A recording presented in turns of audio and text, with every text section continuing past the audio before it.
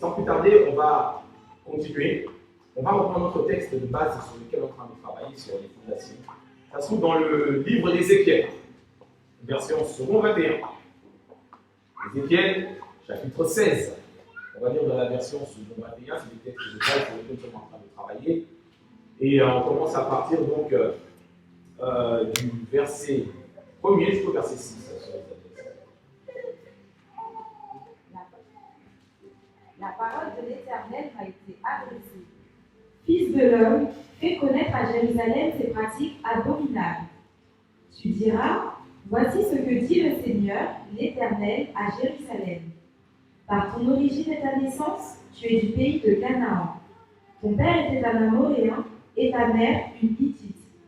À ta naissance, le jour où tu es né, ton cordon ombilical n'a pas été coupé. Tu n'as pas été lavé dans l'eau pour être purifié, ni frotté avec du sel, ni enveloppé dans des langes. Personne n'a porté sur toi un regard de pitié pour te faire une seule de ces choses, par compassion pour toi. Au contraire, tu as été jeté dans les champs le jour de ta naissance, parce que tu provoquais le dégoût. Je suis passé près de toi, et je t'ai aperçu en train de te débattre dans ton sang. Alors, je t'ai dit, vis dans ton sang. Je t'ai dit, vis dans ton sang. Est-ce qu'on peut acclamer la parole du Seigneur?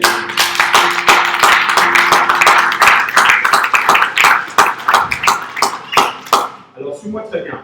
Ce texte est tellement important qu'il faut vraiment le maîtriser. Il y a beaucoup d'aspects qu'on peut développer là-dedans, mais il faut qu'on reste focus sur les fondations. Ici, on nous parle d'Israël.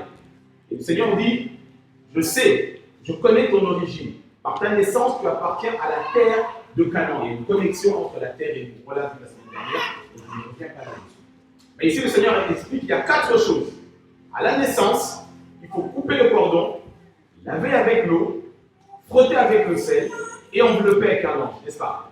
Ce sont ces 4 choses-là qui doivent être faites dans la vie de tout chrétien. Et nous devons checker, quel que soit notre parcours, le temps depuis lequel nous marchons avec le Seigneur, si ces choses-là ne sont pas mises en place, ne sont pas bien installées, il n'est pas étonnant. À un moment ou à un autre, quand tu marches avec Dieu, tu plafonnes dans ton parcours. Beaucoup de chrétiens, regarde avec qui on a commencé le parcours chrétien, que ce soit dans ce ministère ou dans d'autres, depuis que tu es né de nouveau. Tu verras que le dénominateur commun qui tire les gens en arrière, c'est que les fondations ne peuvent bien traiter. Alléluia. Et la semaine passée, on a parlé sur la notion du cordon. On a expliqué que la vie est dans le sang et que le cordon transfère la vie et que le sang transfère ce qui était dans les parents, dans la vie de l'enfant, n'est-ce pas? Ok. Et le cordon devait être coupé. J'avais expliqué que la substance qui transmet la vie à partir des racines, qui monte jusque dans les branches et qui produit du fruit et des feuilles, ça s'appelle la sève. Mais la sève, lorsqu'on n'est pas dans le Seigneur, la chose qui fait que les mêmes fruits se reproduisent dans chacune des branches et que les mêmes malheurs, les mêmes problèmes se retrouvent souvent dans nos familles, c'est la main de l'esprit familier. Vous vous souvenez de cela? Ces choses-là, si elles ne sont pas traitées, elles pourrissent, elles ralentissent et alourdissent la vie de beaucoup de chrétiens. Est-ce que le peuple de Dieu est toujours avec moi ce matin? Amen. Et donc, on a vu dans les détails, dans le psaume 109, comment ces choses-là agissent et comment le placenta, le cordon, est un lien spirituel entre la personne et son passé. Donc, bénissons le Seigneur parce que l'action de Jésus à la croix a détruit toute forme de réclamation dans nos vies. Amen, amen. Amen. Alors, la première chose, le cordon doit être coupé. On a eu le temps de prier sur ça, on prendra encore le temps de prier sur ça aujourd'hui parce que le Seigneur est en train de changer les fondations. Nous sommes en train de rentrer en 2021 pour pouvoir justement avoir des résultats et aller loin avec Dieu, il faut checker les fondations. Amen. La deuxième chose que nous allons voir aujourd'hui,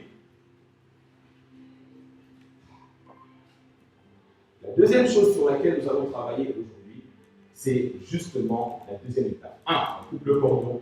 2. Il faut laver avec l'eau. Est-ce qu'on se comprend? J'aimerais vraiment que le peuple de Dieu me suive et comprenne très bien cette réalité. Les fondations, en plus d'être la base de la vie que nous sommes, mais dans le monde spirituel, dans le parcours du chrétien, quand tu regardes, je prends un exemple dans l'Ancien Testament, Un autre exemple dans le Nouveau Testament. Lorsque le peuple d'Israël rentre dans la terre promise, le bastion spirituel qui tenait et qui ouvrait ou qui fermait la porte accès à la terre promise, c'est la ville de Jéricho, n'est-ce pas? Jéricho était une ville bien bâtie et superbement fortifiée. On explique, rien que les remparts avaient une dizaine de mètres de largeur, parce qu'on pouvait circuler avec des chars et combattre. Alors je vous laisse imaginer la profondeur et la puissance des fondations. Et la Bible explique qu'au 7e jour, après avoir tourné, le peuple d'Israël a poussé un cri, Jéricho s'est écroulé, les murs se sont écroulés, n'est-ce pas? Et beaucoup de théologiens et aussi de chercheurs scientifiques expliquent et ils retrouvent des traces d'un tremblement de terre impressionnant dans l'Antiquité et qui prouvent que les murs de Jéricho sont tombés à partir de leur fondation. Qu'est-ce que ça enseigne au peuple de Dieu?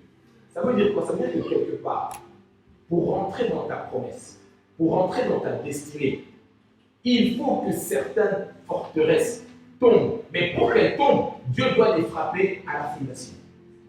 Est-ce qu'on se comprend? Au niveau des fondements qui font leur force. La même chose, quand tu prends dans Actes chapitre 16, avec Paul et Silas. Lorsque Paul et Silas commencent le ministère ensemble et qu'ils s'attaquent aux démons et qu'ils commencent la délivrance, ils se retrouvent en prison, enchaînés. Ils ont commencé à louer et célébrer Dieu. La Bible dit que les murs de la forteresse se sont ébranlés jusque dans les fondations. 1. Les portes de verrou ont sauté. Et 2. Les chaînes qui étaient attachées au sol sur des piliers avaient éclaté. Pourquoi? Parce que Dieu s'était attaqué aux fondations. Ces deux images-là expliquent une réalité profonde. Quand tu rentres dans Canaan, que ce soit dans ton travail, que ce soit dans ton mariage, que ce soit dans la vie chrétienne, que ce soit dans ton nouveau travail ou autre, il faut que Jéricho tombe. Et si Jéricho tombe et que tu commences maintenant à servir Dieu, il peut arriver que tu serves Dieu comme Paul et Silas, mais que tu te retrouves enchaîné quelque part. Il faut aussi que Dieu frappe les fondations. Est-ce qu'on me comprend? C'est ça qu'on voit dans beaucoup de milieux chrétiens, des gens qui servent Dieu, mais qui en réalité sont enchaînés quelque part. Soit à des péchés bizarres, soit à des malédictions qui les empêchent de monter, soit à des problèmes de caractère ou autres. Il faut frapper les fondations. Amen. Alors, ici, le Seigneur dit, ton cordon n'a pas été coupé et on ne t'a pas lavé avec l'eau. L'eau ici représente la parole de Dieu. Dites-moi la parole de Dieu. La parole de Dieu. Éphésiens nous explique ça bien, j'aime beaucoup ce passage. Toujours dans le second 21, sœur Isabelle. Éphésiens chapitre 5, versets 25 et 26. Est-ce qu'on est toujours ensemble, peuple de Dieu? Amen. Ok. On rentre dans notre enseignement du jour. Éphésiens chapitre 5, versets 25 et 26. Que dit la parole? Marie, aimez votre femme comme Christ a aimé l'Église. Il s'est donné lui-même pour elle, afin de la conduire à la sainteté, après l'avoir purifiée et lavée par l'eau de la parole. Dis avec moi l'eau de la parole. Alors, ceux qui lavent, ceux qui purifient, ce n'est pas n'importe quelle parole, parce qu'il y a parole et parole. Ce qui nous rend purs, ce qui nous permet de rentrer dans notre destinée et d'avoir des fondations stables et solides, c'est la parole révélée de Dieu. D'autres termes, le rhéma en grec. Est-ce qu'on est ensemble? Cela veut dire quoi? Ça veut dire que dans la vie du chrétien, dans ta destinée, le projet que Dieu a élaboré pour toi, dans ta maison, dans ta famille, dans ton travail, elle doit se reposer sur une parole certifiée et authentique de Dieu. Si tu ne l'as pas encore, demande à Dieu, il va te la donner. Est-ce qu'on se comprend? La parole de Dieu est importante. Ça ne veut pas dire que je vais juste à l'église parce que je vais à l'église. Non. Je prie parce qu'il faut prier. J'ai toujours prié, mon tonton, ma tante, on a toujours prié. Non. Tu dois savoir quel est ton appel, ta destinée et quelle est la parole qui est la fondation que Dieu a mis dans ta vie pour te permettre d'aller loin avec le Seigneur. Est-ce qu'on se comprend? Donc, la parole révélée de Dieu, c'est ça. Ce n'est pas simplement le logos que tu entends. Logos, ça veut dire la parole de Dieu que tu peux lire. Non, la parole qui lave, qui enlève les tâches, qui enlève les incompréhensions, qui nettoie le nourrisson, qui rafraîchit le nourrisson. C'est la parole révélée de Dieu. L'eau nourrit, lave, entretient. Mais la Bible nous révèle d'autres mystères par rapport à la notion de la parole. Pour cela, on va aller dans Jean chapitre 13. Jean chapitre 13, à partir du verset 4. À partir du verset 4, tu peux prendre, on peut rester sur le second 21, s'il te plaît. Jean chapitre 13, à partir du verset 4, c'est l'épisode où Jésus, la fin de son ministère arrive. Il a fait un travail de 3 ans avec ses disciples. Il va poser un acte. Aujourd'hui, on prend ça comme un acte religieux. Mais au-delà de cela, c'est un acte prophétique très puissant. Amen. Allons-y, dans Jean chapitre 13, à partir du verset 4. Il se leva de table, quitta ses vêtements et prit un ange qu'il mit autour de sa taille. Ensuite, il versa de l'eau dans un bassin et commença à laver les pieds des disciples et à les essuyer avec le linge qu'il avait autour de la taille. Il arriva donc vers Simon-Pierre qui lui dit : « Toi, Seigneur, tu me laves les pieds ?» Jésus lui répondit : « Ce que je fais, tu ne le sais pas maintenant, mais tu le comprendras par la suite. » Pierre lui dit : « Non, jamais tu ne me laveras les pieds. » Jésus lui répondit : « Si je ne te lave pas, tu n'auras pas de part avec moi. » Amen. Cet acte-ci, il est très très très important. Suis-moi très bien pour comprendre. On connaît tous le contexte à l'époque. Il n'y avait pas de goudron ni d'asphalte sur les routes. Donc, les routes, c'était de la terre, du sable, dans lesquels on peut trouver toutes sortes de saletés que vous pouvez imaginer, n'est-ce pas? Et dans les maisons, les esclaves de plus bas niveau, leur tâche quotidienne, c'était de laver les pieds des invités. Donc on lave les pieds, on touche tout ce que vous pouvez imaginer, qu'on peut ramasser dans la rue. Mais ici, lorsque Jésus veut faire cela, Pierre, en bon chrétien né de nouveau évangélique, dit non, jamais. Est-ce qu'on est ensemble? Mais il y a une signification très importante que j'aimerais que tu puisses saisir ce matin. Je parle de laver avec l'eau. L'eau que tu connais maintenant, c'est la parole de Dieu. Jésus lui-même est la parole de Dieu, n'est-ce pas? Pourquoi il doit laver les pieds? Laver les pieds, c'est un acte qui accomplit une réalité qui était déjà annoncée dans l'Ancien Testament. Je vais prendre le temps d'expliquer ça, vous allez comprendre. On va aller dans l'Ancien Testament et puis on va revenir dans l'Évangile de Jean. Tu vas prendre avec moi Lévitique chapitre 8, versets 23 et 24, toujours dans Second 21. Lévitique chapitre 8, verset 23 jusqu'au verset 24. Si tu as trouvé ce que tu peux dire Amen. Amen. Dis Amen encore plus fort. Amen. Ok, Lévitique chapitre 8, verset 23 à 24. Moïse égorgea le bélier, prit de son sang et en mit sur le lobe de l'oreille droite d'Aaron, sur le pouce de sa main droite et sur le gros orteil de son pied droit. Il fit approcher les fils d'Aaron, mit du sang sur le lobe de leur oreille droite, sur le pouce de leur main droite et sur le gros orteil de leur pied droit, et il versa le sang sur le pourtour de l'autel. Ok, donc ici c'est un acte de consécration. Lorsque Moïse a contracté l'alliance avec Dieu pour le peuple d'Israël, et lorsque Aaron, qui représente les sacrificateurs, nous ne sommes pas peuple de vrais sacrificateurs, le sang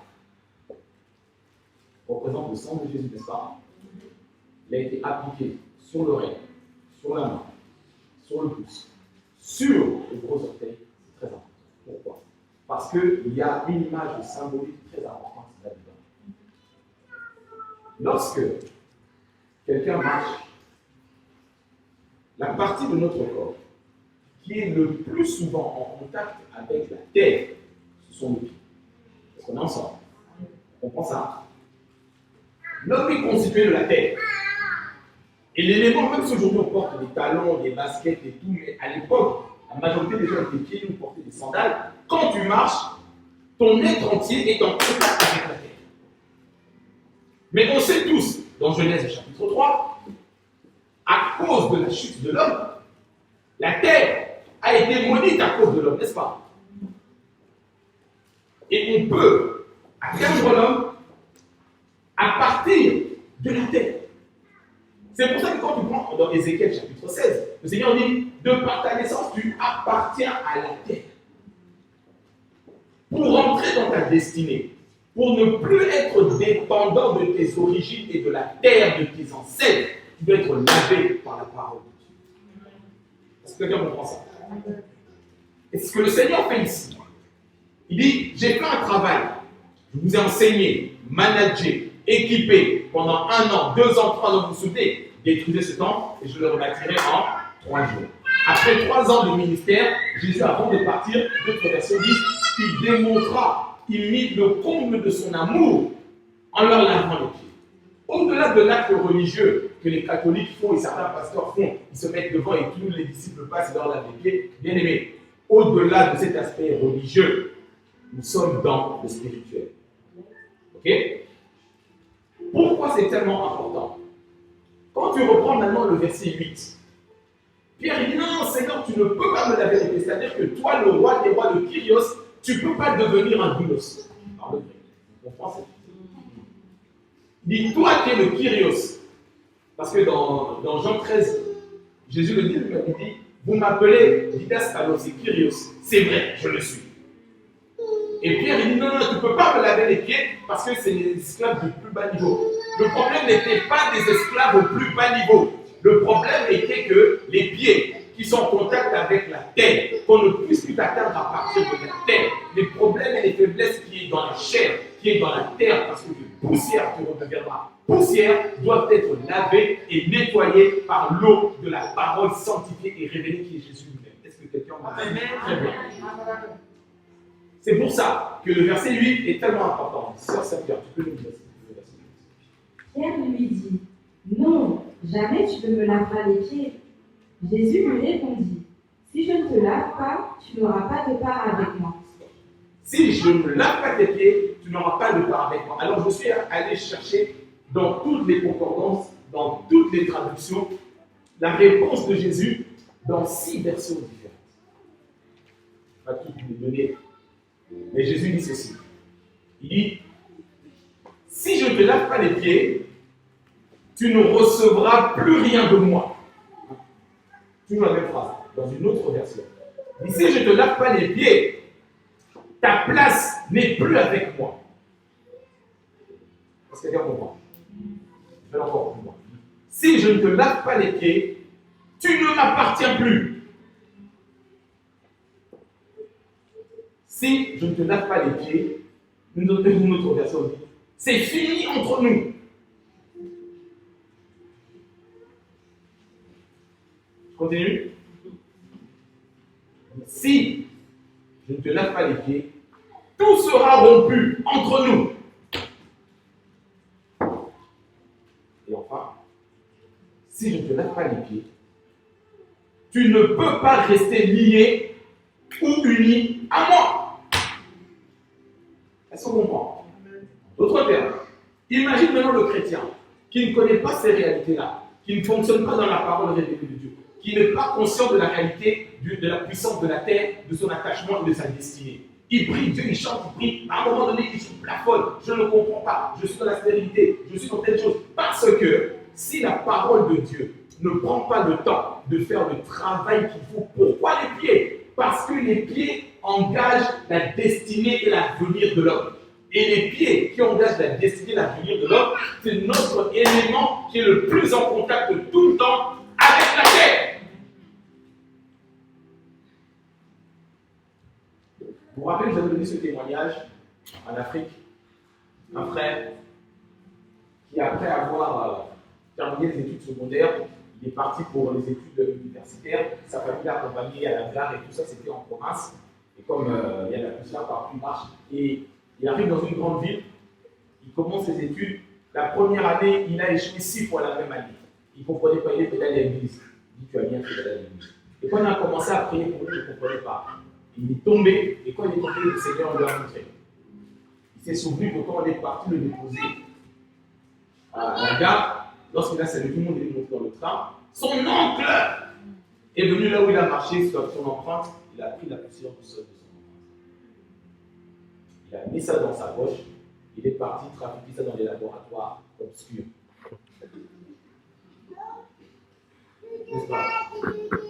Et pendant la délivrance, l'esprit humain de son oncle a commencé à parler. Il dit, c'est moi qui le bloque. Pourquoi lui doit réussir et pas mes enfants? Le terrain de base de la sorcellerie, c'est la religion. Est-ce qu'on se comprend? C'est pour ça que Jésus a dit, si je ne te lave pas les pieds, si on ne fait pas le travail des fondations, Jésus dit, tu ne recevras plus rien de moi. Il dit, ta place n'est pas avec moi. Tu ne m'appartiens plus. C'en est fini entre nous. Tout sera rompu entre nous. Tu ne peux rester lié et uni à moi si le travail qu'on fait maintenant n'est pas fait. Et je déclare que la parole que tu reçois ce matin est en train de laver les fondations de tes pieds dans le nom puissant de Jésus. Ah, dis Amen encore plus fort. Amen. Que la foi dit Amen bien. Amen. Pourquoi? Laver le gros orteil, comme on a vu là, le sang qui était appliqué dans l'Ancien Testament, c'est l'image des réalités à venir. Ok? Laver le gros orteil, pourquoi? Parce que le gros orteil apporte l'équilibre dans la marche de quelqu'un, n'est-ce pas? C'est prouvé biologiquement et scientifiquement. Quand on enlève le gros orteil, tu n'as plus le même équilibre. C'est pour ça que le sang devait être versé, parce que dans ta destinée, tu dois marcher avec un équilibre. Et la parole que tu reçois aujourd'hui te redonne cet équilibre. Si ta vie était en train de tanguer, si tes relations étaient en train de tanguer, si tu étais en train de chavirer, retrouve cet équilibre ce matin dans le nom puissant de Jésus. Pierre a dit, ne me lave pas seulement les pieds, lave-moi tout. N'est-ce pas? Quand on revient au passage. Oui, mais il comprenait. Jésus a dit, même si maintenant tu ne comprends pas tout, mais plus tard tu vas dire, lave-moi tout. Et c'est vrai. Pourquoi? Le texte de l'Ancien Testament parle du sang qui a été versé sur l'oreille. L'oreille, pourquoi? C'est la capacité d'entendre et de recevoir les rémas de Dieu. Laver tout, même la tête. La tête, c'est l'autorité. Les mains, c'est le travail. Tout cela doit être lavé, nettoyé par la parole. Est-ce qu'on est ensemble? Donc, laver les pieds, c'est le symbole de la qualité de vie, équilibre, assurance, qui te permet de rentrer vraiment dans ta destinée. C'est pour ça que, quand on revient dans le texte d'Ézéchiel, le Seigneur lui dit, hey, il faut couper le cordon, mais il faut laver. Beaucoup trop de chrétiens ont pris pour eux. Ils reçoivent la délivrance, mais ils ne sont pas lavés par la parole. C'est-à-dire, laver quotidiennement, la parole lave et nourrit. Dès qu'on les délivre, ils disparaissent. Ils disparaissent. Nous, on pratique la délivrance. Et je te garantis pour être délivré d'être membre de la maison. Est-ce qu'on se comprend? Ils disparaissent, c'est même dangereux pour eux. Le cordon est coupé, mais tu n'es pas lavé. La parole lave, le réma te redonne la capacité de comprendre ces choses-là. Est-ce qu'on est ensemble, c'est bien? Ensuite, je prends un autre exemple de la parole d'un personnage public que j'aime beaucoup, c'est le roi Josias. Quand tu prends le roi Josias, si quelqu'un qui sort d'une famille compliquée, c'est Josias. Est-ce qu'on est ensemble? Il sort d'une famille très compliquée. Très compliquée. Son père à lui était idolâtre. Il était roi. Son grand-père, Manassé, de tous les rois d'Israël, c'était le plus mauvais, le plus méchant. Il a mené l'idolâtrie jusque dans le temple. Quelqu'un qui avait des mauvaises fondations, c'était bien Josias. Mais s'il y a une chose qui a caractérisé la vie de Josias, c'est quoi? C'est qu'il a conduit sa vie selon la parole de Dieu. Comment? Ce jeune homme a réfléchi, il a dit, je regarde mon grand-père, c'est terrible. Je regarde mon père, c'est encore terrible. Qu'est-ce que je fais? Dans la parole de Dieu, il a compris qu'il était descendant du roi David. Alors, il s'est connecté spirituellement à son père. C'est bien de comprendre. Ça veut dire quoi? Ça veut dire que si tu sors d'une famille compliquée, avec des fondations terribles, si dans le biologique et le naturel, tu n'as pas de voie de secours, ici à l'église, Dieu pourvoit pour toi. Est-ce que quelqu'un me comprend? Dieu pourvoit pour toi dans la maison. On aura l'occasion encore de dire tout ça parce qu'on va passer un bon moment dans cette mission de la famille. Josias avait compris que son grand-père était sorcier, idolâtre. Son père à lui vivait dans le mélange. Mais quand lui a commencé à fonctionner avec Dieu, il a dit non, non, si je regarde ces deux messieurs-là, je suis mal barré. Et au travers de la parole, il a compris comment David se comportait. Il a calqué son comportement au comportement de David. Et Dieu était avec lui. Est-ce qu'on me comprend? C'est pour ça, aujourd'hui, on va terminer sur les changements de fondation. Mais je vais m'appesantir à partir de dimanche prochain sur la notion des racines. Mais les racines dans la famille, je vais commencer à parler des parents. C'est-à-dire que le dernier conseil que David a donné à son fils Salomon, il a dit, Salomon, apprends à connaître le Dieu de ton père. Dimanche, à partir de dimanche prochain, je vais commencer à parler sur le Dieu de ton père. Pourquoi c'est tellement important en tant que père d'être le canal par lequel Dieu passe pour entrer dans la vie de tes enfants? Je vais parler des pères bâtisseurs. Et après, je parlerai du Dieu de ma mère. On en a au moins pour 2 mois. Mais je te dis, je te garantis, la manière dont Dieu nourrit mon esprit sur ces thématiques-là, je vais prendre du temps, je ne suis pas pressé. Apprends à connaître le Dieu de ton père. Pourquoi la famille est tellement importante? Et Dieu passe par le père pour transmettre ce qui est de lui dans les enfants. Si aujourd'hui, une chose qui caractérise nos familles, c'est que les pères sont loin de Dieu. Est-ce qu'on me suit? Où sont les pères bâtisseurs? Je ne parle pas des pères dictateurs. Donc, ma soeur, dimanche prochain, ne rate pas parce que tu vas comprendre. Est-ce qu'on se comprend? Tu vas comprendre comment Dieu voit les choses par rapport au père. Tu n'es pas marié, prends note, enregistre, regarde. Tu es déjà marié, regarde et arrange. Donc on va attaquer le Dieu de ma mère. Dieu me parle des mères nourricières. Ça sera pour nous les frères. Amen. Et pas des reines mères. Parce qu'il y en a, les queen mom, non. Voilà, c'est pas ça. Dieu est un Dieu de famille. C'est tellement important. C'est tellement important ce qu'on est en train de passer. Ce que Dieu est en train de faire dans notre communauté. Le Dieu de ton père. Si les pères aujourd'hui doivent avoir honte dans nos communautés afro-antillaises, c'est qu'on ne lègue pas un héritage spirituel à nos enfants. Puis il y a les pères qui ne sont pas là, c'est-à-dire physiquement, ils ne sont pas présents.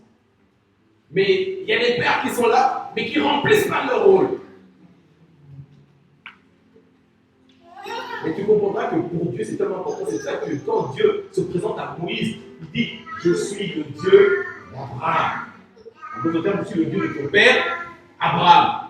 Je suis le Dieu de ton père, Isaac. Je suis le Dieu de ton père. C'est un Dieu d'alliance.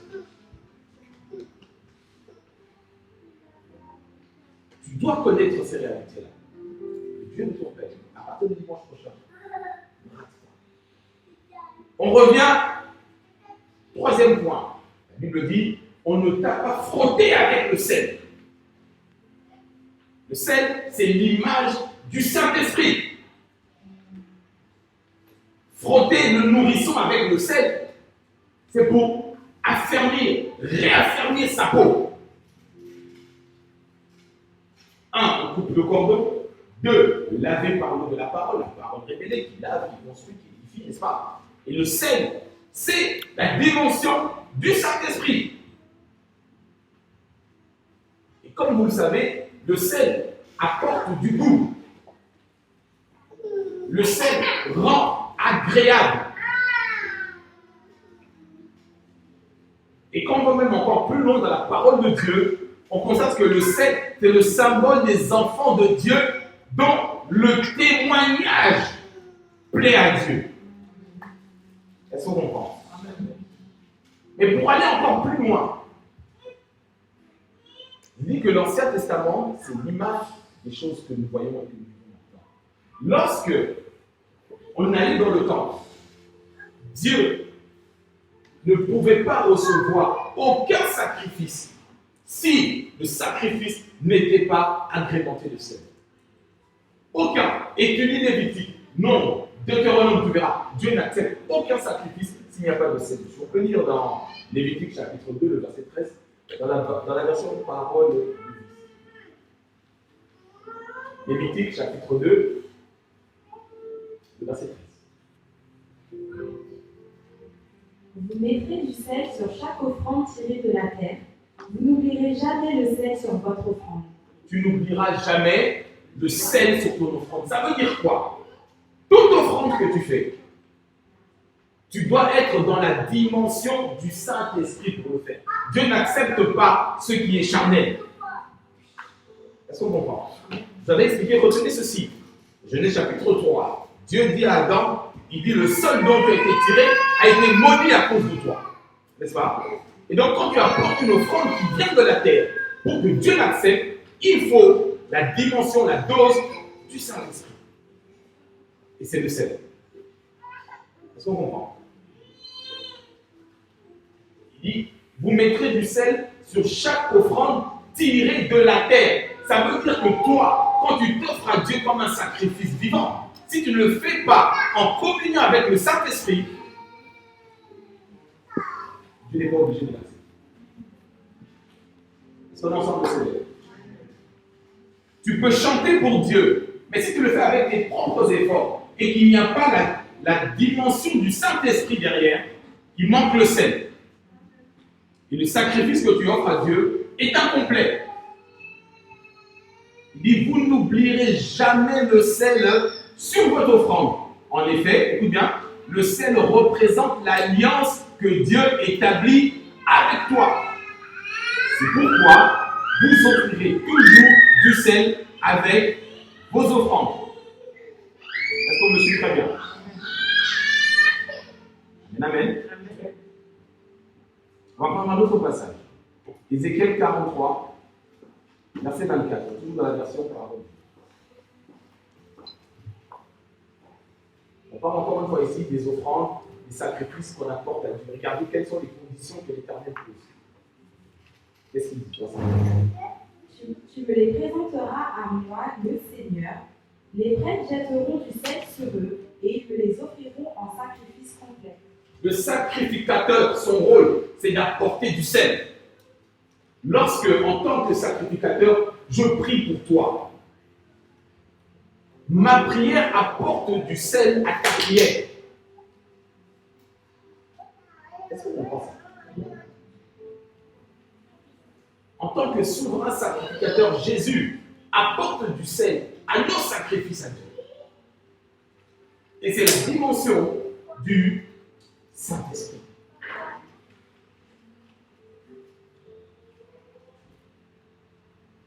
Voilà. Matthieu chapitre 5, verset 13.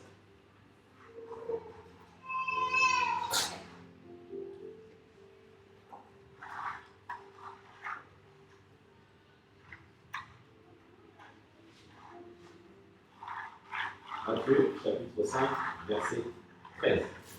Vous êtes le sel de toute la terre, mais quand le sel perd son goût, comment lui rendre son bon goût? Amen. Jésus dit, vous êtes le sel de la terre, pas le sel de l'église. Est-ce que vous comprenez? Il dit, pas le sel de l'église, mais le sel de la terre. Ici, second 21 dit très bien, le sel de toute la terre. Suis-moi très bien. Église, nous représentons pour Dieu cette saveur qui permet à Dieu d'accepter tous les êtres humains. Est-ce qu'elle comprend? L'Église est pour Dieu le sel qui permet à Dieu d'accepter. Si nous, on n'est plus là, la terre n'a plus de saveur pour Dieu. Est-ce que quelqu'un me comprend? En d'autres termes, quand tu viens à l'église, tu dois comprendre que ce n'est pas de la blague. Tu ne viens pas parce que tu n'as rien d'autre à faire. Tu ne viens pas parce que tu t'ennuies chez toi. Non, tu viens pour recevoir parce que la Bible dit, si le sel perd son goût, amen, amen. D'autres termes, si le Saint-Esprit n'est plus là, tu n'es même plus capable de guérir ou de chasser un maux de tête, un mal de tête. Encore moins les démons. C'est ce qu'il dit, si tu peux relire le passage. Vous êtes le sel de toute la terre. Mais quand le sel perd son goût, comment lui rendre son bon goût? Il ne sert plus à rien. On le jette dehors et les gens marchent dessus. Aujourd'hui, les gens marchent sur beaucoup de chrétiens. Aujourd'hui, la maladie écrase beaucoup de chrétiens. La stérilité ou le célibat étouffe, écrase beaucoup de chrétiens. La réalité, c'est que quand tu perds l'onction, tu perds le goût. Est-ce qu'on comprend? Et à partir de là, tu es oppressé par les démons la nuit, tu es étranglé pendant que tu dors, tu entends des mouches voler dans ta maison en pleine nuit, pendant qu'il fait noir. Tout cela, on est en train de te marcher dessus. Je dis à quelqu'un, ne perds pas ta saveur. Est-ce qu'on comprend? Je parle des fondations. J'ai dit qu'au départ, Ézéchiel 16 nous dit qu'il faut couper le cordon. On a parlé longuement dimanche dernier. Maintenant, si tu n'es pas quelqu'un qui lit la Bible régulièrement, tu ne viens pas à l'église sur une base régulière, où est-ce que tu vas catcher le réma? Tu diras, oui, mais il suffit que j'aille sur YouTube. Je vais regarder le MCI TV. Yes, you can. La présence de Dieu est partout, mais elle n'est pas partout de la même intensité. Est-ce qu'on comprend? Il y a certaines réalités que tu as besoin du toucher de Dieu, du serviteur que Dieu a établi pour toi, et le lait maternel qu'il a mis dans son cœur pour toi. Maintenant, tu peux regarder le pasteur Caramel, tu peux regarder le pasteur Sadio, il n'y a pas de bon travail de Dieu, mais pour toi qui es ici. Est-ce qu'on me comprend bien? Il n'y a plus la même, vous n'êtes pas d'accord, hein? Il n'y a pas de problème. Dieu vous bénisse. Ah, il va bien voir pour toi. Amen, amen. Amen. Couper le lien du cordon. Ensuite, laver avec l'eau. Et ensuite, frotter. Et tu comprendras que frotter, n'est-ce pas? Frotter, ça pique. Frotter, ce n'est pas toujours doux et tendre. Mais quand le Saint-Esprit travaille, ça crée quelque chose. Donc tu dois chercher la dimension du Saint-Esprit et de l'onction. La Bible explique cette réalité. Quand on parle de la notion du Saint-Esprit, tu dois comprendre que Dieu a fait de nous un peu de roi et de sacrificateur, n'est-ce pas? C'est une réalité. En plus de cela, il nous a confié ce que la Bible appelle le ministère de la réconciliation. Le ministère de la réconciliation, c'est ça l'action du sel. Le sel fait quoi? Il rajoute du goût et il stoppe la moisissure. À l'époque, il n'y avait pas de frigo. Qu'est-ce qu'on faisait? Avec la viande, pour la conserver, il fallait quoi? Le sel. C'est exactement ça. Nous, en tant qu'Église, notre mission, apporter du goût, c'est réconcilier les hommes avec Dieu. Redonner la saveur à l'existence. Quelqu'un qui était chômeur depuis 5 générations, quand il a son CDI et qu'il a sa nouvelle Golf, il y a le sel dans sa vie. Qui n'est jamais parti en vacances, il n'a jamais fait une croisière. Il regarde juste des bateaux passer. Et quand il me met dedans, all inclusive, matin, midi, soir, il y a le sel ou pas? Il y a le sel. C'est ça à portée de vous. Une personne qui était étranglée, étouffée par les démons, visitée, maltraitée la nuit, où il y a la stérilité, quand son enfant arrive, c'est le sel ou pas? Ça apporte de la saveur dans la vie. Et ça, c'est le travail de l'Église. Et c'est le sel, le travail du Saint-Esprit. De l'autre côté, on s'interpose et on coupe l'action du diable. Mais si maintenant, on fait ça sans le Saint-Esprit, c'est le sel qui a perdu sa saveur. Et à partir de là, il y a des chrétiens qui se suicident. Il y a des chrétiens qui prennent de la drogue, qui prennent des somnifères, qui vont consulter des psychiatres ou des psy, je ne sais pas quoi. Parce que le sel n'a plus sa saveur. Et cette fondation-là est tellement importante. Il y a 4 piliers, 4 fondations qu'il faut avoir. On coupe le cordon, on lave avec l'eau, on frotte avec le sel. Et le dernier, on revient à Ézéchiel, chapitre 16. Ézéchiel, chapitre 16, verset 3 ou 4. Verset 4. Verset 4. À ta naissance, le jour où tu es né, ton cordon ombilical n'a pas été coupé. Tu n'as pas été lavé dans l'eau pour être purifié, ni frotté avec du sel, ni enveloppé dans des manches. Vous remarquerez que ici le Seigneur dit, c'est le jour où tu es né. Ça nous paraît évident. Lorsque le bébé sort du ventre, il faut couper. Mais combien de chrétiens vivent, grandissent avec le cordon qui n'est pas coupé? N'est-ce pas? C'est le jour où tu es né. Ça veut dire que cela doit être une priorité dans l'église, dans le travail que nous faisons. Et toi-même, tu dois checker ces choses-là. Dès que tu en prends conscience, en plus de la prise de conscience, rajoute l'action. Est-ce que là ensemble? Donc il dit, à ta naissance, le jour où tu es né, on coupe le cordon. Ensuite, on lave directement. Connecté dans une église où il y a la parole, il y a l'enseignement. C'est l'enseignement qui te fait asseoir. Pas simplement la prédication qui émoustille tes émotions. Ah oui, le pasteur a crié fort, il a crié ceci, il a couru, on a rigolé. C'est pas ça qui est. Est-ce qu'on se comprend? En plus de cela, on frotte avec le sel et enfin, enveloppé dans un linge, c'est-à-dire on met un tissu, un nouveau manteau autour du nourrisson, n'est-ce pas? Et quand je méditais sur ça, la Bible me fait penser, le Seigneur me fait penser à cette image qui est dans la Bible. Lorsque le Seigneur Jésus est né, dans la crèche, le petit Jésus, le bien-aimé l'enfant Jésus, c'est la période de l'esprit de Noël. Spirit of Christmas. Tout dans la Bible, on parle de l'esprit de Noël là. Noël pour les chats, n'est-ce pas? Noël pour les animaux. Enfin bref. Et donc, emmailloter le nourrisson, emmailloter le bébé.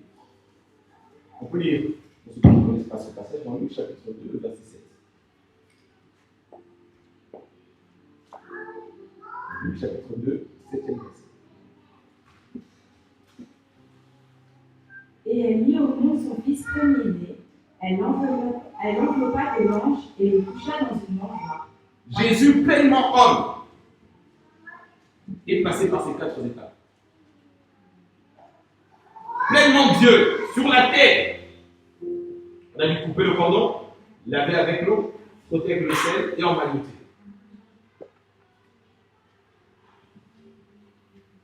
Est-ce que l'on sent? Pleinement homme, pleinement Dieu. Et pour ça, il a eu le même traitement.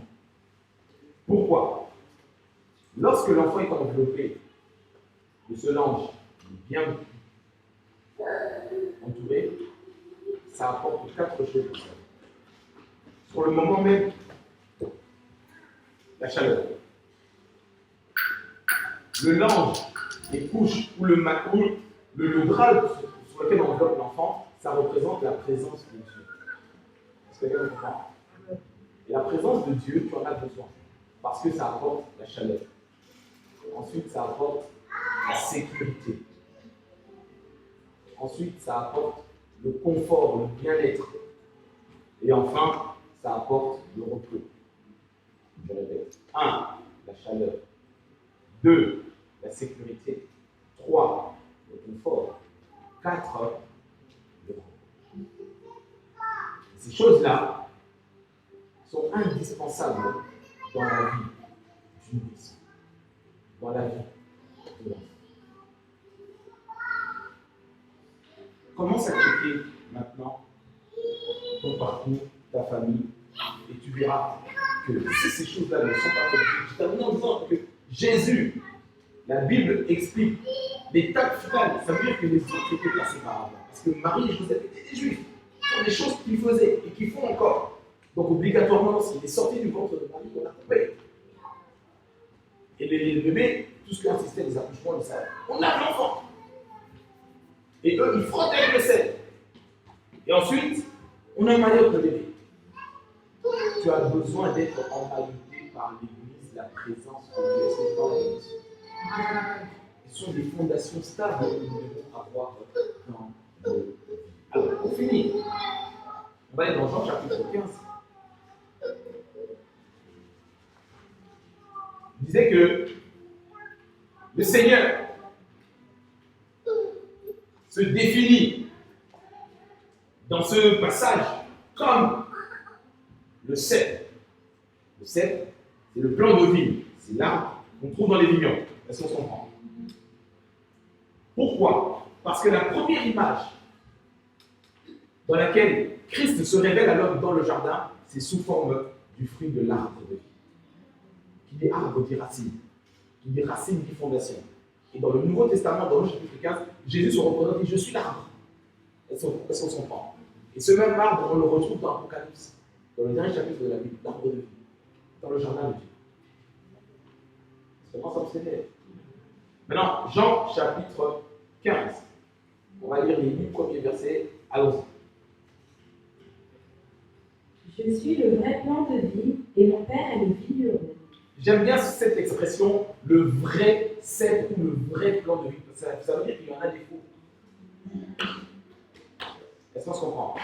Quand je dis je suis le bon berger, on sait tous qu'il y a berger et berger. Il y a des bergers qui sont des loups-garous.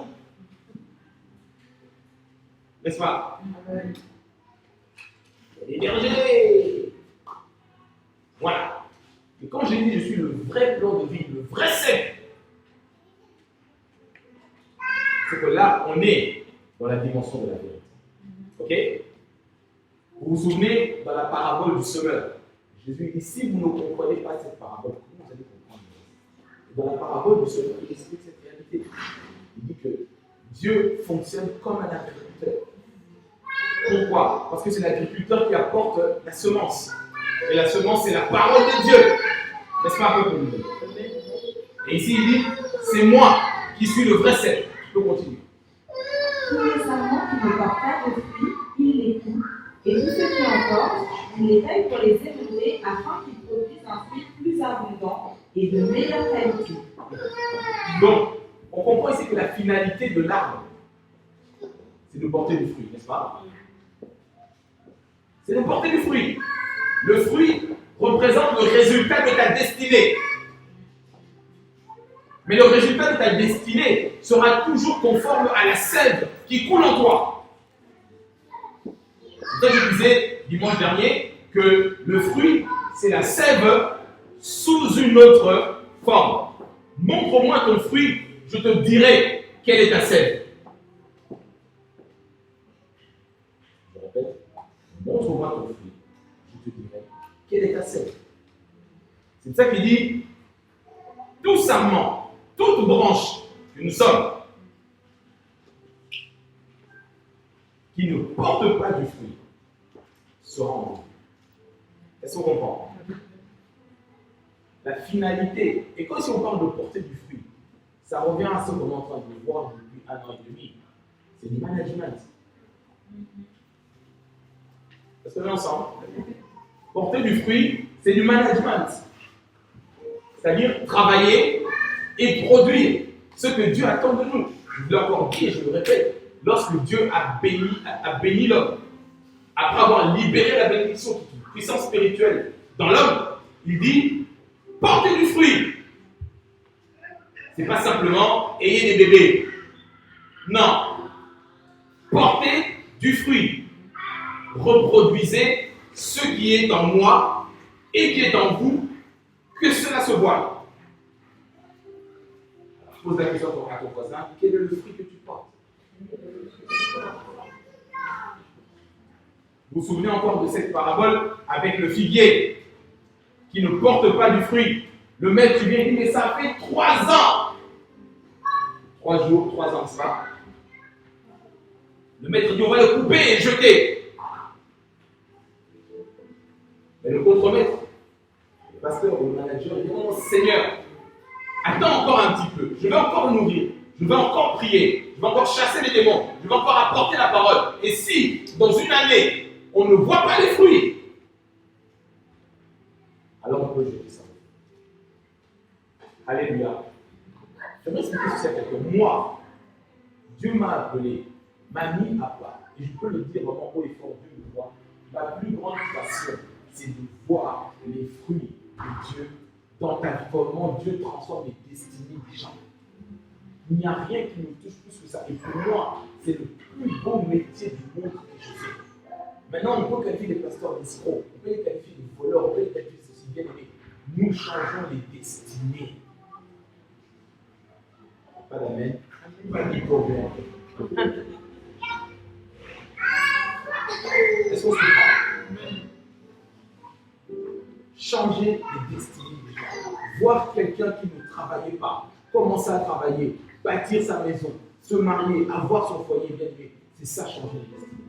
Combien de personnes arrivent dans l'église avec des paroles de malédiction et d'oppression sur leur vie pour qu'ils ne franchissent jamais un cap ou un palier, qui n'ont jamais vu le surnaturel, qui n'ont jamais terminé le mois avec un seul positif. Il y en a. Et ça, ce sont des fruits. Et pour ça, il faut de bonnes fondations. Est-ce qu'on est ensemble?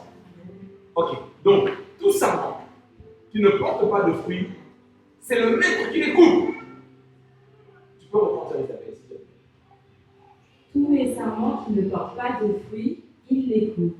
Et tous ceux qui en portent, il les taille pour les élever, afin qu'ils produisent un fruit plus abondant et de meilleure qualité. Le problème qui est ici, le Seigneur dit, tous mes sarments. Il ne coupe pas n'importe quel sarment, il coupe ceux qui sont à lui. Et si tu produis du fruit, attends-toi aussi que le Seigneur coupe quelque part pour produire un fruit de meilleure qualité. Ça veut dire quoi? Ça veut dire que tu peux servir Dieu et passer par des zones de combat où ton cœur saigne, où tes enfants saignent, où ton mariage saigne, où tes finances des fois saignent. Mais le Seigneur permet cela pour que derrière, après, tu puisses porter un fruit de meilleure qualité. Amen, amen. Un fruit de meilleure qualité. On continue.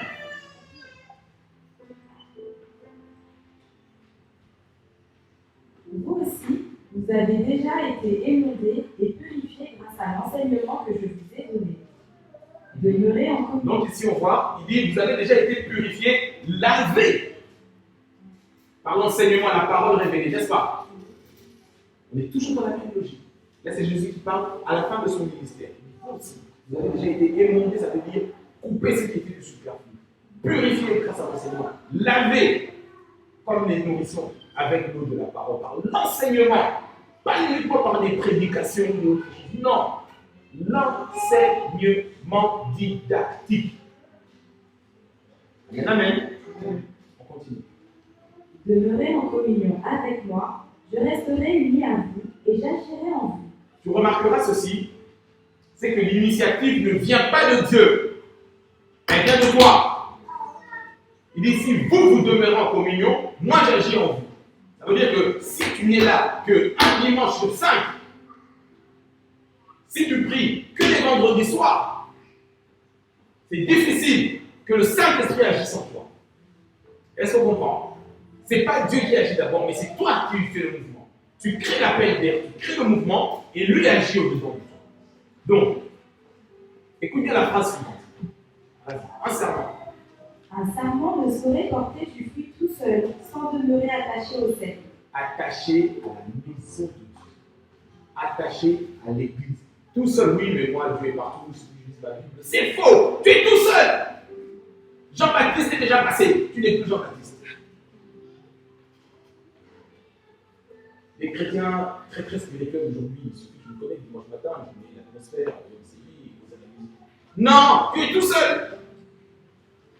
Parce que quand tu seras harcelé la nuit, pour que tu les rejoignes au Canada, c'est compliqué. Prends l'avion pour aller chez le pasteur Karambiri, c'est compliqué, pendant que tu es étranglé. Est-ce que tu me comprends? Tu dois être attaché, enraciné, fondé quelque part. On continue. Il en est de même pour vous. Si vous ne restez pas unis à moi, vous ne pouvez porter aucun fruit. Je suis le cep de la vie, vous en êtes les sarments. Celui qui demeure uni à moi et en qui coule ma vie portera du fruit en abondance. En qui coule quoi? En d'autres termes, la sève. Tu es uni, tu es planté, la sève coule en toi. Montre-moi tes fruits, je te dirai quelle est la qualité de ta sève. Est-ce qu'on comprend ces réalités-là? Je parle de fondation, famille et racine. Et Jésus même se définit comme étant un arbre. Il dit il faut qu'il y ait la sève, ma vie, la vie Zoé, la vie du Saint-Esprit doit couler en toi. C'est comme ça. Tu peux encore comprendre? Je suis le cep. Je suis le cep de la vie, vous en êtes les sarments. Celui qui demeure uni à moi et en qui coule ma vie portera du fruit en abondance. Car séparé de moi, vous ne pouvez rien faire du tout. Amen. Si quelqu'un ne demeure pas uni à moi, on le jette hors du vignoble, comme les sarments coupés. Ils dessèchent, puis on les ramasse, on y met le feu et ils brûlent. Petite parenthèse, ils ne sèchent pas tout de suite. Quand tu coupes une branche, tu peux la laisser là, les fleurs seront encore là. Malheureusement, c'est la vie de beaucoup de chrétiens. Ils quittent l'église, ils continuent à prier, ils te mettent Instagram, machin, Jésus sauve, dis, regarde, je vais dans les campagnes. Il est coupé! Attends un petit peu. Est-ce que je parle à quelqu'un? Il est coupé! Commence à faire un tri sur Insta, tu verras que beaucoup sont coupés. Parce qu'ils ne sont pas plantés. Là, c'est un fruit qui dure longtemps. Mais si tu creuses au-delà des selfies, tu fais des selfies, mais il y a plein de poignards. Tu fais des selfies, joli maquillage, make-up et tout. Mais quand il pleure, c'est la dépression quand il pleure. C'est ça. Et tout ce qu'il dit n'est pas or. Est-ce qu'on se comprend très bien? Le problème qu'on a dans la francophonie aujourd'hui avec les réseaux, c'est ça. Les phénomènes qui se mettent debout, ils prennent une caméra, ils commencent à te donner des leçons alors que lui-même n'a plus de racines. On ne peut donner ce qu'il a. Alors, ceux qui suivent, ils disent, mais Amen, ils reçoivent une sève où il n'y a pas de racines. Et du coup, le corps de Christ est très faible. Et le sel perd de sa saveur. Est-ce qu'on comprend bien? On continue. Si quelqu'un ne demeure pas uni à moi, on le jette hors du vignoble, comme des sarments coupés. Ils dessèchent, puis on les ramasse, on y met le feu et ils brûlent. Mais si vous demeurez en communion avec moi, et si mes instructions restent vivantes dans vos cœurs, j'aime cette condition. C'est vraiment la chose la plus importante. Pour que tes fondations soient solides, il faut demeurer en communion et surtout que ces instructions restent comment? Vivantes dans ton cœur. Comment les instructions du Seigneur restent vivantes dans ton cœur? Quand il y a une vie de prière stable, une vie de méditation stable, et je rajoute une vie d'église stable. La parole de Dieu reste vivante en toi. Amen. À ce moment-là, le Seigneur dit, vous pourrez demander tout ce que vous voudrez. Pourquoi? Parce que tu as la parole révélée en toi et tu actives les réalités de la foi. Quand la parole de Dieu est vivante au-dedans de toi et que le réma de Dieu est dans ta bouche, quelle est la chose qui peut résister à la foi? Il n'y en a pas, parce que toute chose a été créée par la parole. Et comme la parole produit la foi, et que la foi est esprit, c'est plus que vainqueur. Est-ce qu'on me comprend? Il y a des gens qui disent, mais je vais à l'église, je demande tout ce que je veux, je n'obtiens pas. Est-ce que les paroles sont vivantes en toi? Est-ce que tu es en communion enracinée? Est-ce que la sève coule au-dedans de toi? Un simple rhume, au nom de Jésus, ne réveille pas. Non, faut arrêter. Faut arrêter. Si tu n'as pas assez de foi pour un rhume, comment, quand la leucémie, le cancer, le corona va arriver, tu vas arriver? C'est pas possible. C'est pas possible. Que les paroles soient vivantes en toi, c'est ça la vie de la foi, c'est ça le rhume. Est-ce qu'on commence? On continue. Vous pouvez demander ce que vous voulez, vous l'obtiendrez. Si vous produisez du fruit en abondance et qu'ainsi vous devenez vraiment mes disciples, mon Père en sera honoré et sa gloire apparaîtra visiblement aux yeux de tous. Quelle est la condition pour être un vrai disciple? C'est de porter du fruit. Et pas simplement mettre en autocollant Jésus sauve. Christ est le Seigneur de cette maison. Mais en même temps, Francky Vincent aussi habite dans cette maison. Ça ne te dérange pas d'écouter du bon zouk en même temps que Jésus. Il est hôte, silencieux de toutes les programmes. Chrétien, n'est-ce pas? Donc imagine Jésus assis à ta table, tu es en train de mettre le zouk machine, toi et Jésus, vous écoutez. Kassab. Non mais, soyons cohérents. Puis Jésus, il est le maître de ta maison, d'accord, mais qui sont les invités? Tu es assis avec Jésus et tu écoutes Zouk là, c'est le médicament. Non, franchement. Imagine Jésus, fils de Dieu, lui et toi, dans la voiture. Avec Jacob Bivarieux. Pourquoi tu étonnes que le sel perd de sa saveur? Après, on dira, oui, mais vous êtes des extrémistes. Non, on est biblique, frère. Oh, mais vous êtes trop intransigeants. Non, on est chrétien normal, frère. Est-ce qu'on se comprend? Donc il dit, si vous produisez du fruit, encore une fois je parle des racines, si vous produisez du fruit en abondance, c'est comme ça que vous serez de vrais disciples. Disciple, ce n'est pas simplement une sorte de croyance intellectuelle, je suis chrétien, évangélique, protestant, pratiquant. Non, où sont les fruits? Où sont les fruits? Où sont les fruits? Il dit, c'est comme ça que Dieu sera glorifié. En d'autres termes, tu produis et tu es dans cette pensée-là de management. La gloire de Dieu est reflétée au travers des fruits que tu portes. Et si tu veux que les fruits soient bons, il faut que les racines aussi soient bonnes. Est-ce que vous pouvez me ma compris ce matin? Est-ce qu'on est toujours ensemble? Je dois clamer le roi des rois avec moi.